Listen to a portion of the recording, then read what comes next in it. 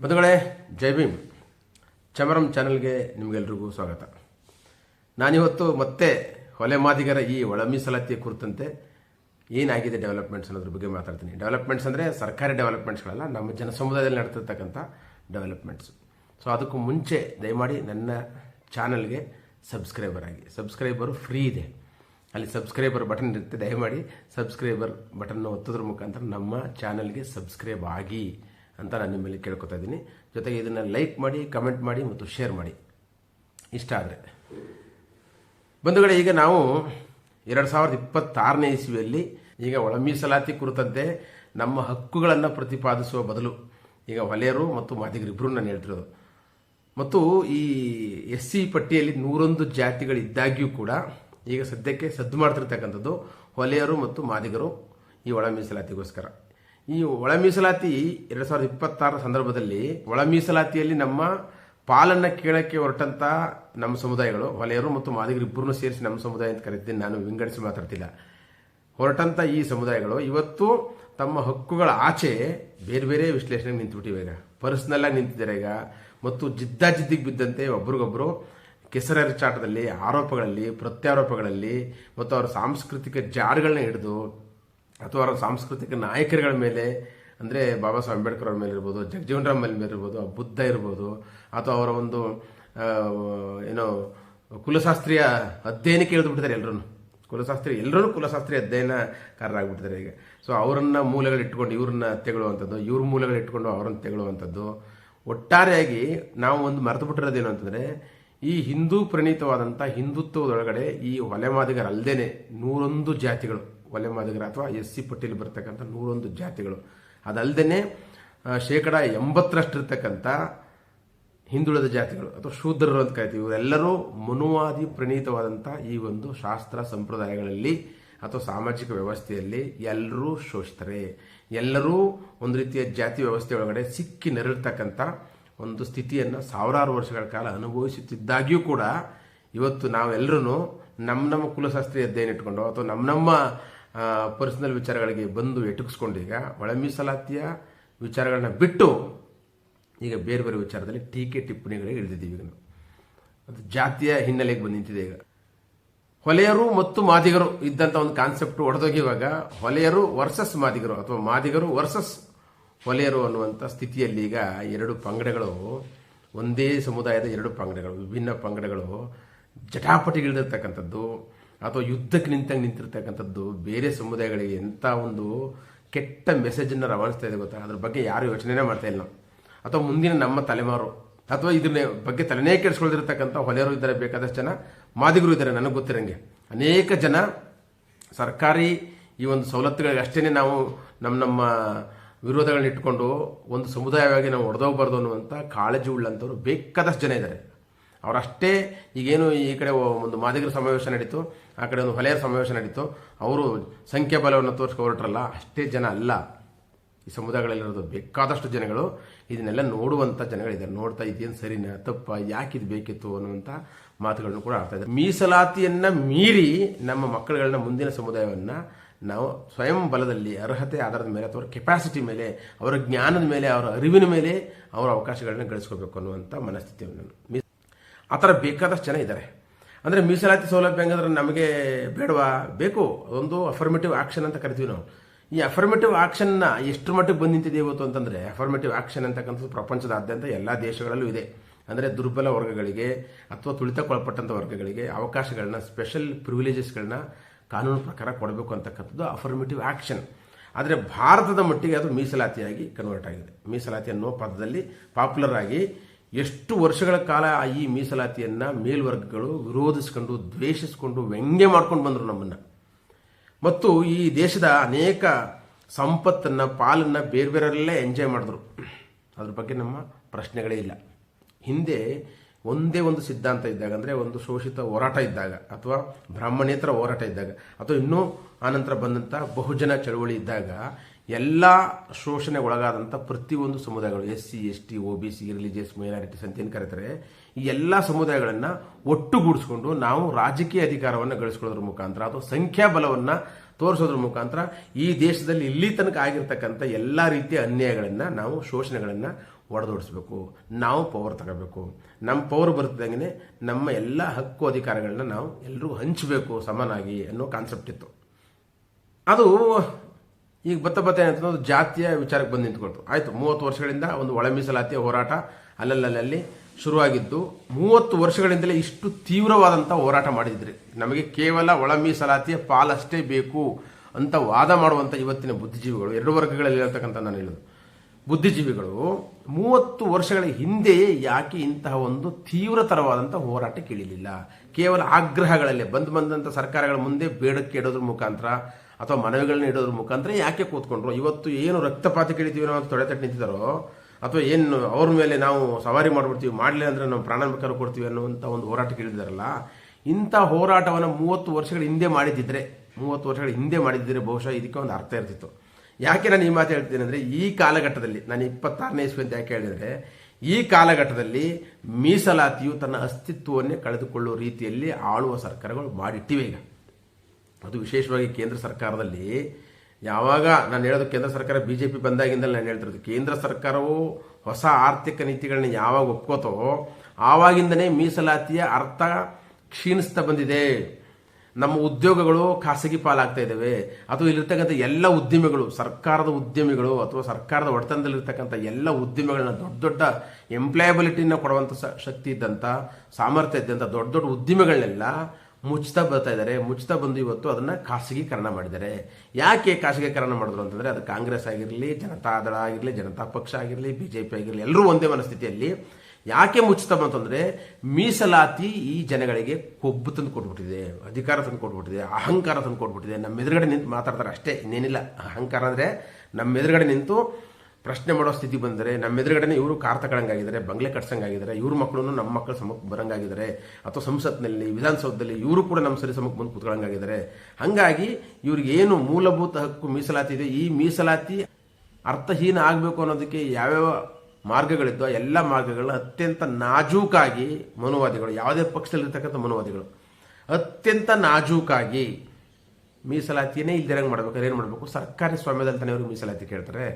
ಶಾಲೆಗಳಾಗಿರ್ಬೋದು, ಆಸ್ಪತ್ರೆ ಆಗಿರ್ಬೋದು, ಅಥವಾ ಒಂದು ಎಂಪ್ಲಾಯಬಿಲಿಟಿನ ಕೊಡಬಹುದಂಥ ಬಹುದೊಡ್ಡ ಸಂಸ್ಥೆಗಳಾಗಿರ್ಬೋದು, ಆ ಎಲ್ಲ ಸಂಸ್ಥೆಗಳನ್ನ ನಾವು ಮುಚ್ಚಿದ್ರೆ ಅಥವಾ ಖಾಸಗೀಕರಣ ಮಾಡಿದ್ರೆ ಇವರ ಮೀಸಲಾತಿ ಇಟ್ಕೊಂಡು ಏನು ಮಾಡ್ತಾರೆ ಅವರು ಅಂತೇಳಿ ಈಗಾಗಲೇ ಎಲ್ಲ ಥರದ ಸರ್ಕಾರಿ ಸ್ವಾಮ್ಯಗಳನ್ನ ಮುಚ್ಕೊಂಡು ಬಂದಿದ್ದಾರೆ. ನಿಮಗೆಲ್ಲ ಗೊತ್ತೋದು. ಇವತ್ತಿನ ಸಂದರ್ಭದ 2026ರ ಸಂದರ್ಭದಲ್ಲಿ ಬಹುತೇಕ ಸರ್ಕಾರಿ ಸ್ವಾಮ್ಯದ ಎಲ್ಲ ಸಂಸ್ಥೆಗಳು ಈಗ ಪ್ರೈವೇಟೈಸ್ ಆಗಿದೆ. ಇನ್ನು ಯಾವ ಸರ್ಕಾರಿ ಹುದ್ದೆಗಳು ಇಲ್ಲ. ಈಗ ಕೆಲವು ಸರ್ಕಾರಿ ಹುದ್ದೆಗಳಿರ್ತಕ್ಕಂಥದ್ದನ್ನ ಅಥವಾ ಬ್ಯಾಕ್ಲಾಗ್ ಇರ್ತಕ್ಕಂಥದ್ದನ್ನ ತುಂಬೋದಕ್ಕೋಸ್ಕರ ಈಗ ಮೀಸಲಾತಿಯನ್ನು ತೀವ್ರವಾಗಿ ಹೋರಾಟ ಮಾಡ್ತಿದೆ. ಈ ಮೀಸಲಾತಿನೇ ಏನು ನಮ್ಗೆಲ್ರಿಗೂ ಆಧಾರ ಅನ್ನೋ ಥರದಲ್ಲಿ ಈಗ ನಿಂತಿದ್ವಿ ನಾವು ಇವತ್ತಿನ ಸಂದರ್ಭದಲ್ಲಿ. ಖಾಸಗೀಕರಣದಲ್ಲಿ ಮೀಸಲಾತಿ ಕೇಳೋದೇಗೆ ಅಂತ ಒಂದು ಮಾತು ಶುರುವಾಯಿತು. ಆಗ ಅದ್ರ ಬಗ್ಗೆ ಯಾರೂ ಚಕರ ಎತ್ತಿಲ್ಲ. ಇನ್ನು ಮೀಸಲಾತಿಯನ್ನು ತುಂಬಾ ಪ್ರಾಣಕ್ಕೆ ಪ್ರಾಣವನ್ನೇ ಕೊಟ್ಟು ವಿರೋಧಿಸಿದಂಥ ಸಮುದಾಯಗಳು ಇವತ್ತು ಮೀಸಲಾತಿ ಪರ ನಿಂತು ಒಂದು ಕಡೆ ಮಾದಿಗರು ಸಪೋರ್ಟ್ ಮಾಡ್ತಾರೆ, ಇನ್ನೊಂದು ಕಡೆ ಹೊಲೆಯರು ಸಪೋರ್ಟ್ ಮಾಡ್ತಿದ್ದಾರೆ. ಹೆಚ್ಚು ಮಾದಿಗರನ್ನ ಪ್ರಚೋದಿಸಿ ನಾನು ಹೇಳೋದು, ಈ ಸಂಘ ಪರಿವಾರದವರು ಇವತ್ತು ಮಾದಿಗರ ಹಿಂದೆ ನಿಂತ್ಕೊಂಡು ಮಾದಿಗರ ನಾಯಕರುಗಳನ್ನ ಚೂ ಬಿಟ್ಕೊಂಡು ಯಾಕೆ ನಿಂತಿದ್ದಾರೆ ಅಂತಂದ್ರೆ, ಇವತ್ತು ಆ ಮೀಸಲಾತಿ ಹೆಸರಿನಲ್ಲಿ ಹೊಲೆಯರು ಮತ್ತು ಮಾದಿಗರನ್ನ ಹೊಡೆದಾಕ್ಬೇಕಾಗಿದೆ. ಅವರ ಸ್ಟ್ರೆಂತನ್ನು ಹೊಡೆದಾಕ್ಬೇಕಾಗಿದೆ. ಯಾಕೆ ಸ್ಟ್ರೆಂತನ್ನು ಹೊಡೆದಾಕ್ಬೇಕು ಅಂತ ಇವ್ರಿಗೆ ಅನ್ನಿಸ್ತು ಅಂತಂದ್ರೆ, ನಿಮಗೊಂದು ಗೊತ್ತಿರಲಿ, ಒಂದು ಸಮೀಕ್ಷೆ ಮಾಡಿ, ಸಮೀಕ್ಷೆನಲ್ಲಿ ಕರ್ನಾಟಕದಲ್ಲಿ ಅದು ಬಹಿರಂಗ ಆಗಲೇ ಇಲ್ಲ. ಆದರೆ ಆ ಸಮೀಕ್ಷೆನಲ್ಲಿ ಒಂದಷ್ಟು ಲೀಕ್ ಔಟ್ ಆದಂಥ ವಿಚಾರಗಳೇನು ಅಂತಂದರೆ, 1 ಕೋಟಿಗೂ ಮೀರಿದಂಥ ಶೆಡ್ಯೂಲ್ಡ್ ಕ್ಯಾಸ್ಟ್ಗಳು ಕರ್ನಾಟಕದಲ್ಲಿದ್ದಾರೆ ಅಂತ. ಇಡೀ ದೇಶದಾದ್ಯಂತ ಲೆಕ್ಕ ಹಾಕೊಂಡ್ರೆ ನಿಮಗೆ 20% ಅಷ್ಟು ದಲಿತರು ಅಥವಾ ಶೋಷಣೆಗೊಳಗಾದಂಥ SC ಪಟ್ಟಿಲಿರ್ತಕ್ಕಂಥ ಜನ 20% ಅಷ್ಟು ಜನ ಬರ್ತಾರೆ. ಸೊ 20% ಜನಗಳು ಒಂದಾಗೋದ್ರೆ, ಅದ್ರ ಜೊತೆಗೆ ಈ ಮೈನಾರಿಟೀಸ್ ಸೇರ್ಕೊಂಡ್ರೆ, ಅದ್ರ ಜೊತೆಗೆ ಮೋಸ್ಟ್ ಬ್ಯಾಕ್ವರ್ಡ್ ಕಮ್ಯುನಿಟಿಗಳು ಸೇರ್ಕೊಂಡ್ರೆ ರಾಜಕೀಯವಾಗಿ ಇವರು ತುಂಬ ಪ್ರಬಲರಾಗೋಗ್ತಾರೆ. ಇದು ಅದ್ಭುತವಾದಂಥ ಆಲೋಚನೆ ಯಾರ್ದು ಗೊತ್ತಾ? ಕಾಂಶಿರಾಮ್ ಅವ್ರದ್ದು. ಅದಕ್ಕೆ ಬಹುಜನ ಕಾನ್ಸೆಪ್ಟ್ ಇಟ್ಟರು. ಅದನ್ನು ಆಳಿ ತೋರಿಸಿದ್ರು. ಉತ್ತರ ಪ್ರದೇಶದಲ್ಲಿ ರೂಲ್ ಮಾಡೋದ್ರ ಮುಖಾಂತರ ಅವರು ಈ ಎಲ್ಲ ಸಮುದಾಯಗಳು ಸೇರಿದ್ರೆ ಅವರು ರೂಲಿಂಗ್ ಕ್ಲಾಸ್ ಆಗಿ ಹೋಗ್ತಾರೆ. ಆವಾಗ ಅವರು ನಮ್ಮ ಮೇಲೆ ಸವಾರಿ ಮಾಡ್ತಾರೆ ಅನ್ನುವಂಥ ಒಂದು ಕಾನ್ಸೆಪ್ಟ್ ಬರ್ತಿದ್ದಂಗೆ ಮನುವಾದಿಗಳು ಏನು ಮಾಡಿದ್ರು? ಮೀಸಲಾತಿ ವಿರುದ್ಧ ತಿರುಗಿಬಿದ್ರು. ಮತ್ತು ಎಲ್ಲರೂ ನಿಮ್ಗೆ ಗೊತ್ತಿಲ್ಲ ಜಾತಿಯವರು ನಮಗೂ ಮೀಸಲಾತಿ ಬೇಕು, ನಮಗೂ ಮೀಸಲಾತಿ ಬೇಕು ಅಂತೇಳಿ ಒತ್ತಾಯ ಮಾಡೋಕೆ ಶುರು ಮಾಡಿದ್ರು. ಇದ್ರ ಉದ್ದೇಶ ಅಂತಂದ್ರೆ, ಎಲ್ಲರೂ ಮೀಸಲಾತಿ ಕೇಳತ್ತ ಶುರು ಮಾಡ್ತಿದ್ದಂಗೆ ಈ ಮೀಸಲಾತಿಯೇ ಬೇಡ ಅನ್ನುವಂಥ ಒಂದು ಪರಿಸ್ಥಿತಿಗೆ ಬಂದು ಇಡೀ ದೇಶವ ಒಂದು ಮೆಂಟಾಲಿಟಿ ನಿಂತ್ಕೋಬೇಕು. ಇಡೀ ದೇಶದ ಮೆಂಟಾಲಿಟಿಗೆ ನಮಗೂ ಮೀಸಲಾತಿ ಕೊಡಿ, ಇಲ್ಲ ಅವ್ರಿಗೂ ಮೀಸಲಾತಿ ತೆಗಿರಿ ಅನ್ನುವಂಥ ಒಂದು ಬಾರ್ಗೇನಿಂಗ್ ಅನ್ನು ಅವ್ರು ಇಟ್ಕೊಂಡೇ ಅದ್ಭುತವಾಗಿ ಅದನ್ನ ಎರೆಕ್ಟ್ ಮಾಡ್ತಾ ಹೋದ್ರು. ನಮಗೆ ಗೊತ್ತಿಲ್ಲ ಇದು SC ST ಗಳಿಗೆ ಯಾವಾಗಲೂ ಏಟ್ ಹೊಡೆದ ಮೇಲೆ 10 ವರ್ಷ ಆದ್ಮೇಲೆ ಗೊತ್ತಾಗುತ್ತೆ ನಮಗೆ ಒಂದು ಏಟ್ ಬಿದ್ದಿದೆ ಅಂತ. ಏಟ್ ಬಿದ್ದು ಗಾಯಗಳಾಗಿ ಋಣ ಆಗಿ ಆಮೇಲೆ ಯಾಕೆ ಏಟ್ ಬೀಳ್ತು ಅಂತ ಆಮೇಲೆ ಯೋಚನೆ ಮಾಡ್ತಾರಲ್ಲ, ಹಂಗೆ ನಮ್ಮ ಸಮುದಾಯಗಳ ಒಂದು ಮನಸ್ಥಿತಿ.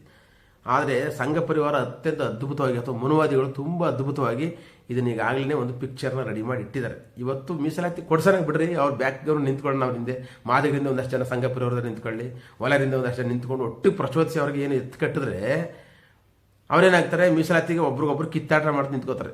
ಈಗ ಮೀಸಲಾತಿ ಸಪೋರ್ಟ್ ಮಾಡ್ತಾರೆ ಸಂಘ ಪರಿವಾರದವ್ರು. ಯಾಕಪ್ಪ, ಆರಂಭದಲ್ಲಿ ಮೀಸಲಾತಿ ವಿರುದ್ಧ ಎಲ್ಲಿ ಶಾಹು ಮಹಾರಾಜರ ಕಾಲದಿಂದ, ನಾಲ್ವಡಿ ಅವರ ಕಾಲದಿಂದ, ಅಂಬೇಡ್ಕರ್ ಅವರ ಕಾಲದಿಂದ ನೀವು ಮೀಸಲಾತಿ ವಿರುದ್ಧ ಎಷ್ಟರ ಮಟ್ಟಿಗೆ ನಿಂತಿದ್ದೀರ ಅಂತ ಚರಿತ್ರೆ ಸಾರಿ ಹೇಳುತ್ತೆ. ಆದರೆ ಇವತ್ತು ಏನೋ ತಾವು ಅದ್ಭುತವಾಗಿ ಇವ್ರಿಗೆ ನಾವು ಮೀಸಲಾತಿ ಕೊಡ್ಸೋಕ್ಕೋಸ್ಕರನೇ ಹುಟ್ಟಿದ್ವೇನೋ ಅನ್ನೋ ಥರದಲ್ಲಿ ಸಂಘ ಪರಿವಾರ ಬಂದು ನಮ್ಮ ಜೊತೆ ನಿಂತಿದೆ. ನಾಗಮೋಹನ್ ದಾಸ್ ಅವರು ಸ್ವಲ್ಪ ತಿಂದವ್ರು ಇನ್ನೂ ಸ್ವಲ್ಪ ತಿನ್ನೋರಿಗೆ ಬಿಟ್ಕೊಡ್ಬೇಕು, ಅಷ್ಟು ದಿನ ಜಾಸ್ತಿ ತಿಂದುಬಿಟ್ಟಿದ್ದೀರಾ, ಒಂದು ಸ್ಪೂನ್ ಬೇರೆಯವ್ರಿಗೆ ಹೆಚ್ಚಿಗೆ ಕೊಡಿ ಅಂತ ಹೇಳ್ತಾರಲ್ಲ, ಯಾವ ಸ್ಪೂನಿಂದ ಎತ್ಕೊಡ್ಬೇಕು ನಾಗಮೋಹನ್ ದಾಸ್ ಅವರೇ? ನಾಗಮೋಹನ್ ದಾಸ್ ಅವ್ರನ್ನ ಅವ್ರ ವರದಿಯನ್ನು ಟೀಕೆ ಮಾಡಿದ್ರೆ, ನಾಗಮೋಹನ್ ದಾಸ್ ಅವರನ್ನೇ ಅದ್ಭುತವಾದಂಥ ಒಬ್ಬ ನ್ಯಾಯವಾದಿಯನ್ನೇ ಅವರು ಟೀಕೆ ಮಾಡಿಬಿಟ್ರು ಅಂತ ಅನೇಕ ಮುಖ್ಯಮಂತ್ರಿಗಳ ಆಪ್ತರು ಪತ್ರ ಬರೀತಾರೆ. ಈಗ ಇದೇ ಮುಖ್ಯಮಂತ್ರಿಗಳ ಆಪ್ತರು ನ್ಯಾಯಮೂರ್ತಿ ಗವಾಯಿಗೆ, ಸುಪ್ರೀಂ ಕೋರ್ಟ್ ನ್ಯಾಯಮೂರ್ತಿ ಗವಾಯಿಗೆ ಶೂ ಎಸೆತದ ಒಂದು ಪ್ರಕರಣ ನಡೀತು. ಆವಾಗ ಘನವೆತ್ತ ಸುಪ್ರೀಂ ಕೋರ್ಟ್ ನ್ಯಾಯಮೂರ್ತಿಗಳಿಗೆ ಈ ಥರ ಮಾಡಿದ್ರು ಅಂತ ಯಾರೂ ಪತ್ರ ಬರಲಿಲ್ಲ. ಆದರೆ ಈಗ ಬರೀತಾರೆ, ಯಾಕೆಂದರೆ ಅದು ಮುಖ್ಯಮಂತ್ರಿಗಳ ಆದೇಶದ ಮೇರೆಗೆ. ಯಾಕೆಂದರೆ ಒಲೆಯವರು ನಾಗಮೋಹನ್ ದಾಸ್ ವರದಿಯನ್ನು ಟೀಕೆ ಮಾಡಿದ್ರು ಅನ್ನೋ ಕಾರಣಕ್ಕೋಸ್ಕರ. ವರದಿಯನ್ನು ಟೀಕೆ ಮಾಡ್ತೀವಿ, ಒಂದು ಸ್ಪೂನ್ ಎಕ್ಸ್ಟ್ರಾ ಕೊಟ್ಬಿಡಿ ಅಂತಂದರೆ ಎಲ್ಲಿಂದ ತಂದು ಕೊಡಬೇಕು? ನಾಗಮೋಹನ್ ದಾಸ್ ಹೇಳ್ಬೇಕಾಗಿದ್ದಿಲ್ಲ ಅಂದರೆ ಇಡೀ ದೇಶದ ಎಂಪೆರಿಕಲ್ ಡೇಟಾ ತಗೋಬೇಕು. ಇಡೀ ದೇಶದ ಎಲ್ಲ ಜನಸಂಖ್ಯೆ ಎಂಪೆರಿಕಲ್ ಡೇಟಾ, ಬರೀ SC STಗಳ ಅಥವಾ ಮಾದಿಗರು ಒಲೆಯರದ ಎಂಪೆರಿಕಲ್ ಡೇಟಾ ಎಲ್ಲ ತಗೋಬೇಕಾಗಿರೋದು. ನಿಜವಾಗ್ಲೂ ಮೀಸಲಾತಿ ಕೊಡಬೇಕಾದ್ರೆ ಇಡೀ ಜನಸಂಖ್ಯೆಯ ಎಲ್ಲ ಜಾತಿ ಜನರ ಎಂಪೆರಿಕಲ್ ಡೇಟಾವನ್ನ ತೆಗೆದುಕೊಂಡು ಯಾರು ಇಷ್ಟು ವರ್ಷಗಳಲ್ಲಿ ಎಷ್ಟು ನುಂಗುಬಿಟ್ಟಿದ್ದಾರೆ, ತಿಂದಿದ್ದಾರೆ, ಕೋಟಿಗಟ್ಟಲೆ ಮಾಡ್ಕೊಂಡ್ಬಿಟ್ಟಿದ್ದಾರೆ, ಅವರಿಂದ ಕಿತ್ತು ಇವರು ಕೊಡಬೇಕು ಅಂತ ಹೇಳ್ಬೇಕು. ಅದು ನಿಜವಾದಂಥ ಸಾಮಾಜಿಕ ನ್ಯಾಯ. ಇವ್ರೇನು ಮಾಡಿದ್ರು, ಒಲೆಯರ್ ಜಾಸ್ತಿ ತಿಂದ್ಬಿಟ್ಟಿದ್ರು ಒಂದು ಸ್ಪೂನು, ಹಂಗಾಗಿ ಮಾದಿಗರಿಗೆ ಕೊಟ್ಬಿಡಿ ಅಂತ ರಿಪೋರ್ಟ್ ಬರೆದ್ಬಿಟ್ರೆ ಅದೊಂದು ದೊಡ್ಡ ಸಮಾಜ ಶಾಸ್ತ್ರಜ್ಞರ ನ್ಯಾಯವಾದು. ಹೋಗ್ಲಿ, ಇದೇ ಮೀಸಲಾತಿ ವಿರೋಧಿಸಿದಂಥ ಸಂಘ ಪರಿವಾರದವ್ರಿಗೆ ಬ್ರಾಹ್ಮಣರನ್ನ ಒಳಗೊಂಡಂತೆ ವೈಶ್ಯರು ಅಥವಾ ಕೆಲವು ಜೈನರು ಎಲ್ಲರೂ ಸೇರಿದಂಗೆ ಎಲ್ಲ ಆಲ್ಮೋಸ್ಟ್ ಎಷ್ಟಿರ್ತಾರೆ ಅಂದರೆ ಒಂದು 4% ಬರ್ಬೋದು, ಅಮ್ಮಮ್ಮ ಅಂದರೆ 5% ಬರ್ಬೋದು. ಈ 5% ಜನರಿಗೆ EWS ಮುಖಾಂತರ 10% ರಿಸರ್ವೇಷನ್ ಕೊಟ್ಟಾಗ ಈ ಹೊಲೆಯರು, ಮಾದಿಗರು ಅಥವಾ ಹಿಂದುಳಿದ ವರ್ಗಗಳು ಎಲ್ಲೋಗಿದ್ರು? ಯಾಕೆ ಮಾತಾಡಲಿಲ್ಲ ಇದ್ರ ವಿರುದ್ಧ? ಸಂಸತ್ನಲ್ಲಿ 10% ರಿಸರ್ವೇಷನ್ ಬಗ್ಗೆ ಚರ್ಚೆ ಆಯ್ತಾ? ನಡವಳಿಗಳಾಯ್ತಾ? ಏನೂ ಆಗಲಿಲ್ಲ. ಅಥವಾ ಯಾರಾದರೂ ವಿರೋಧಿಸಿದ ಸಂಸತ್ಲಿ? ಇಲ್ಲ. ಏನೂ ಇಲ್ಲದೇ ತಮ್ಮ ಒಂದು ನಿರ್ಣಯವನ್ನು ತಾವೇ ಪಾಸ್ ಮಾಡಿಕೊಂಡು 10% ರಿಸರ್ವೇಷನ್ ಕೊಟ್ಟಿದ್ದಾರೆ. ಈ 10% ರಿಸರ್ವೇಷನ್ ಕೊಟ್ಟಿರ್ತಕ್ಕಂಥ ಮೇಲ್ಜಾತಿಯ ಬಡವರು, ಬ್ರಾಹ್ಮಣರು, ಜೈನರು ಮತ್ತು ಇತರ ಮೊದಲೇರುಗಳೇನಿದಾರಲ್ಲ ಆ ಥರ ಜಾತಿಗಳು ಕೊಟ್ಟಿರ್ತಕ್ಕಂಥ ಕಡಿಮೆ ಪರ್ಸೆಂಟ್ ಇರ್ತಕ್ಕಂಥ 5% ಅಂತ ಅಂದ್ಕೊಳ್ಳೋಣ ಇಡೀ ದೇಶದಲ್ಲಿ ಅವರಿರೋದು. 5% ಅವರಿಗೆ 10% ಅವರ ಜನಸಂಖ್ಯೆಗೂ ಮೀರಿ ಡಬಲ್ ದಿ ಪಾಪ್ಯುಲೇಷನ್ ಕೊಟ್ಟಾಗ ಯಾರಾದರೂ ಪ್ರತಿಭಟಿಸ್ತಾರೆ, ಇದು ತಪ್ಪು ಅಂತ ಹೇಳಿದ್ರ, ಇದು ಅನ್ಯಾಯ ಅಂತ ಹೇಳಿದ್ರ? ಇದೇ ನ್ಯಾಯಮೂರ್ತಿಗಳು ತುಂಬ ಜನ ಇದ್ರಲ್ಲ, ಯಾರಾದ್ರೂ ಮಾತಾಡಿದ್ರೆ? ಯಾರೂ ಮಾತಾಡಲಿಲ್ಲ, ಹೋರಾಟಗಾರರು ಮಾತಾಡಲಿಲ್ಲ. ಮತ್ತು ನಿಮ್ಗೆ ಗೊತ್ತಿರಲಿ, SC STಗಳು ಆಯಿತು, SCಗಳ ಬಗ್ಗೆ ತಗೊಳ್ಳೋಣ, ಒಲೆ ಮಾದಿಗರ ಬಗ್ಗೆನೇ ಮಾತಾಡೋಣ. ಈ ಒಲೆ ಮಾದಿಗರ ಮೀಸಲಾತಿಯನ್ನು ಕ್ಲೈಮ್ ಮಾಡಬೇಕು ಅಂದರೆ ಅವರು ಯಾವ್ದಾದ್ರು ಒಂದು ವೃತ್ತಿನಲ್ಲಿದ್ದರೆ ಅಥವಾ ನನ್ನ ಮಕ್ಕಳು ನಾವು ಕ್ಲೈಮ್ ಮಾಡಬೇಕು ಅಂದರೆ ನನ್ನ ವಾರ್ಷಿಕ ಆದಾಯ 3 ಲಕ್ಷವನ್ನು ಮೀರಬಾರ್ದು. ನನ್ನ ವಾರ್ಷಿಕ ಆದಾಯ ಅಂದರೆ 3 ಲಕ್ಷ ಮೀರುವಂಥ ಯಾವುದೇ SC ಬೇರೆಯವ್ರಿಗೆ ಬಿಟ್ಕೊಟ್ಬಿಡ್ರಿ, ನೀವೇ ತಿಂತಿದ್ದೀರಲ್ಲ ಅಂತ ಮಾತಾಡ್ತಾರಲ್ಲ, ಅವ್ರಿಗೆ ಹೇಳೋ ಮಾತಿದ್ದು ನಾನು ಬೇರೆ ಜನಗಳಿಗೆ. ಯಾವುದೇ SC ಅವನು 3 ಲಕ್ಷದ ಮೇಲೆ ಇದ್ರೆ ಆದಾಯ, ವಾರ್ಷಿಕ ಆದಾಯ, ಅವ್ರ ಮಕ್ಕಳಿಗೆ ಶಿಕ್ಷಣದಲ್ಲಿ ರಿಸರ್ವೇಷನ್ ಇಲ್ಲ. ರಿಸರ್ವೇಷನ್ ಹಿಂದಿ ಅಲಾಟ್ಮೆಂಟ್ಸ್ ಇರುತ್ತೆ, ಆದರೆ ಫೀಸ್ ಎಲ್ಲ ಆಗಲಿ ಇನ್ನೊಂದ್ರಲ್ಲಾಗಲಿ ಕನ್ಸೆಷನ್ ಇಲ್ಲ. ಫುಲ್ ಫೀಸ್ ಜನರಲ್ ಮೆರಿಟ್ನವ್ರು ಏನು ಕಟ್ತಾರೋ ಅಷ್ಟೇ ಫೀಸನ್ನೇ ಕಟ್ಟಬೇಕು. ಅಂದರೆ ನಮ್ಮ ಇಕನಾಮಿಕ್ ಸ್ಟೇಟಸ್ ಮೇಲೆ ನಮ್ಮ ರಿಸರ್ವೇಷನ್ ಫಾಲೋ ಆಗ್ತಾ ಇದೆ. ಇದು ಅನೇಕರಿಗೆ ಗೊತ್ತಿಲ್ಲ. ಅಂದರೆ ನಾವು 3 ಲಕ್ಷ ಸೀಸಿಂಗ್ ನಮ್ಮದು, ನಮ್ಮ ಇನ್ಕಮ್ SCಗಳದು. ಅದೇ EWSನವರು 8 ಲಕ್ಷ ತನಕ ಅವ್ರದ್ದು ಇರ್ಬೋದು. ನೋಡಿ ಎಂಥ ಡಿಸ್ಪ್ಯಾರಿಟಿ ಇದೆ ಅಂತಂದರೆ, 8 ಲಕ್ಷ ಆದಾಯ ಇದ್ರೆ ಅವ್ನು ಬಡವ ಅಂತೆ, SCಗಳಲ್ಲಿ 3 ಲಕ್ಷ ಇದ್ಬಿಟ್ರೆ ಅವ್ನು ಶ್ರೀಮಂತ, ಅವನು ಜನರಲ್ ಮೆರಿಟ್ನವ್ರ ಸಮಕ್ಕೆ ಫೀಸ್ ಕಟ್ಟಬೇಕು ಅನ್ನುವಂಥ ಮಾತಿದೆ. ಇದನ್ನ ಯಾರಾದರೂ ವಿರೋಧಿಸ್ತಾರಾ? ಖಾಸಗೀಕರಣ ಆಗೋಗ್ತಾ ಇದೆ. 10% ರಿಸರ್ವೇಷನ್ ವಿರೋಧಿಸ್ತಾರೆ ಇವರು. ವಿರೋಧಿಸಿ ನಿಂತಾಗ ನೀವು ಅಷ್ಟು ವರ್ಷ ತಿಂದಿಲ್ಲ ಅಂತ ನಾವು ಕೇಳ್ಬೋದು ಅಂತಂದ್ರು. ಇವರು ವಿರೋಧಿಸಲೇ ಇಲ್ಲ. ಹಂಗಾಗಿ ಎರಡು ಅವ್ರ ನಿರ್ಣಯ ಇತ್ತು ಅವ್ರ ಹತ್ರ. ಒಂದು, ವಿರೋಧಿಸಿದಾಗ ನಿಮಗೂ ಮೀಸಲಾತಿ ಕೊಟ್ಟಿರ್ತಕ್ಕಂಥ ತಪ್ಪು ಅಂತ ಅವ್ರು ಹೇಳ್ಬೇಕು, ಒಲೆ ಮಾದಿಗರಿಗೆ, SC STಗಳಿಗೆ, ಆಯ್ತಾ? ಇಲ್ಲ ರಿಸರ್ವೇಷನ್ 10% ಕೊಟ್ಟಿರೋದನ್ನ ಅವ್ರು ಏನು ಪ್ರಶ್ನೆ ಮಾಡಲಿಲ್ಲ ಅಂದರೆ 10% ನಾವು ಎಂಜಾಯ್ ಮಾಡಬೇಕು ಅನ್ನುವಂಥ ಹುನ್ನಾರ ಇಟ್ಕೊಂಡೇ ಮಾಡಿದ್ರು. ಈ ಹುನ್ನಾರಗಳನ್ನೂ ಪ್ರತಿಭಟಿಸ್ತಿಲ್ಲ ನಾವು. ಇವತ್ತು ರಿಸರ್ವೇಷನ್ ಅಂತಕ್ಕಂಥದ್ದು ಅತ್ಯಂತ ಮೀನಿಂಗ್ಲೆಸ್ ಆಗೋಗಿದೆ. ಏನೂ ಇಲ್ಲ, ಒಂದು ಖಾಲಿ ರೂಮ್ ಅಂತ ಅನ್ಕೊಳ್ಳೋಣ. ಖಾಲಿ ರೂಮನ್ ಚಾವಿಗೋಸ್ಕರ, ಕೀಗೋಸ್ಕರ ಒಲೆಯರು ನಮಗೆ ಸೇರ್ಬೇಕು ಅಂತಾರೆ, ಮಾದಿಗರು ನಮಗೆ ಸೇರ್ಬೇಕು ಅಂತಾರೆ.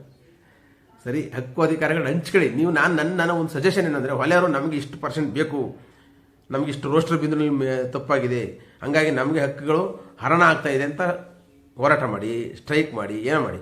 ಮಾದಿಗರು ಏನು ಮಾಡಬೇಕು, ನಮಗೆ ಇಷ್ಟು ಪರ್ಸೆಂಟ್ ಬೇಕು, ನಾವು ಇಷ್ಟು ಜನಸಂಖ್ಯೆ ಇದ್ವಿ ಅಂತ ಅವ್ರು ಕೇಳಬೇಕು. ಇದಿಷ್ಟು ಹೋರಾಟ. ಏತಕ್ಕೋಸ್ಕರ ಹೋರಾಟ ಇದು?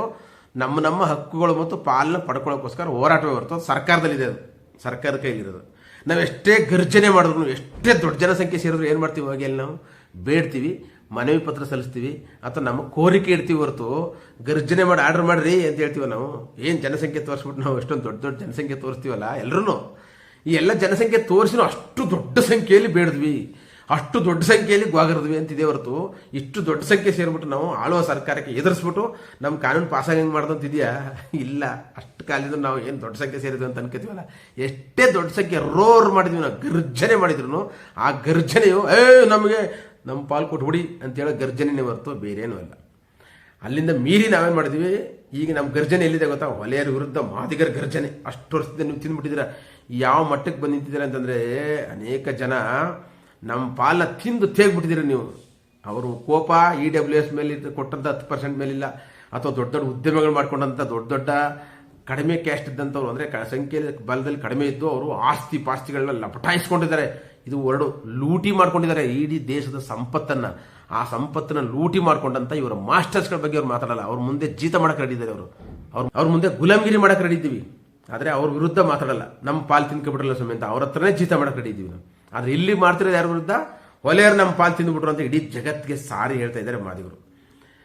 ಆದರೆ ನನ್ನ ಗಮನಿಸಿದ್ದೀನಿ ನಾನು, ಯಾವತ್ತೂ ಈ ಒಳ ಮೀಸಲಾತಿ ವಿರುದ್ಧವಾಗಿ ಒಳ ಮೀಸಲಾತಿ ಹೋರಾಟವನ್ನು ಮಾದಿಗರೇ ಶುರು ಮಾಡಿದ್ದು. ಖಂಡಿತವಾಗ್ಲೂ ಶುರು ಮಾಡಿದಾಗ ಯಾವತ್ತಿಗೂ ಹೊಲೆಯರು ಅದಕ್ಕೆ ವಿರೋಧವನ್ನೇ ವ್ಯಕ್ತಪಡಿಸಲಿಲ್ಲ. ನಾನು ಗಮನಿಸಿದ್ದೀನಿ, ಯಾವತ್ತಿಗೂ ವಿರೋಧ ವ್ಯಕ್ತಪಡಿಸಿಲ್ಲ.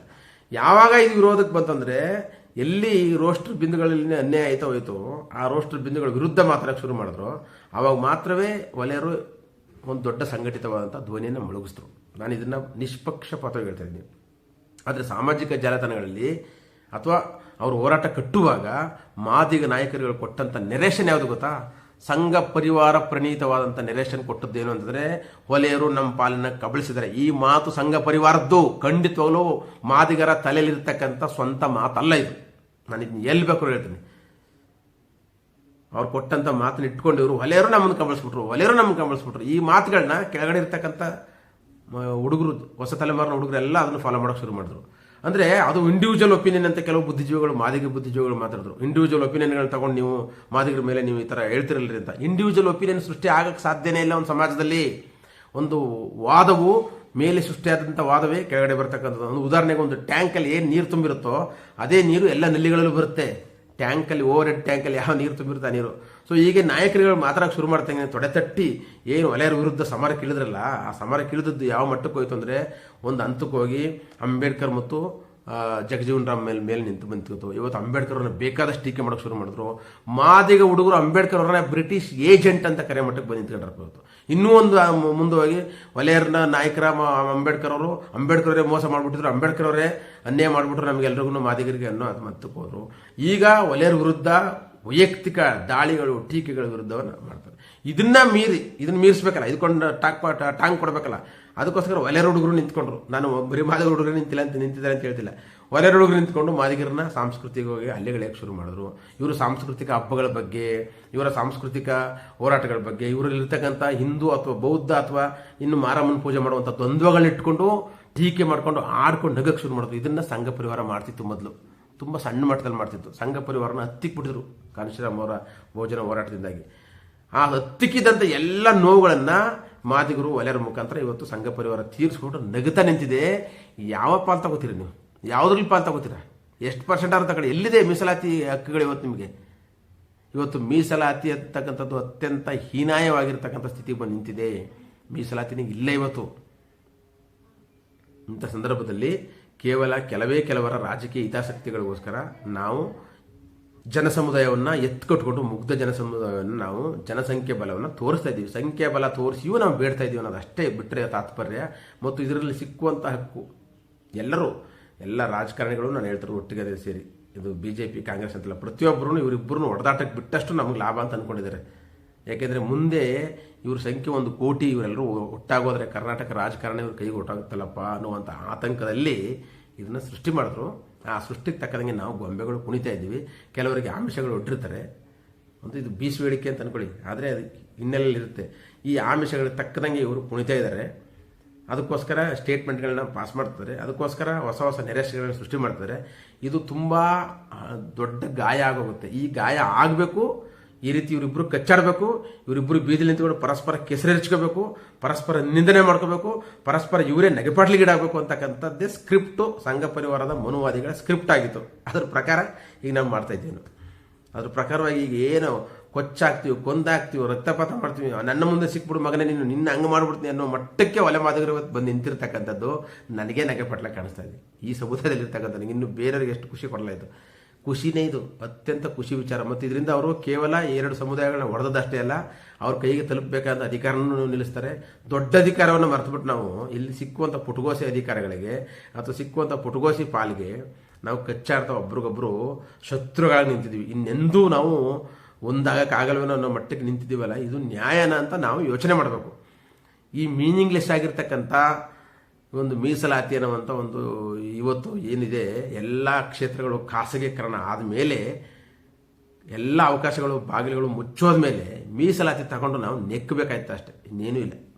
ಮೀಸಲಾತಿಲಿ ಕ್ಲೈಮ್ ಮಾಡೋದಕ್ಕೆ ನಾನಂತೂ ನಮ್ಮ ಮಕ್ಕಳುಗಳನ್ನ, ಮುಂದಿನ ತಲೆಮಾರನ್ನ ಮೀಸಲಾತಿನಲ್ಲೇ ಕ್ಲೈಮ್ ಮಾಡಿ ಅಂತ ಹೇಳಲ್ಲ, ಸ್ವಯಂ ಶಕ್ತಿಯಿಂದ ಕ್ಲೈಮ್ ಮಾಡಿ ಅಂತ ಹೇಳ್ತೀನಿ.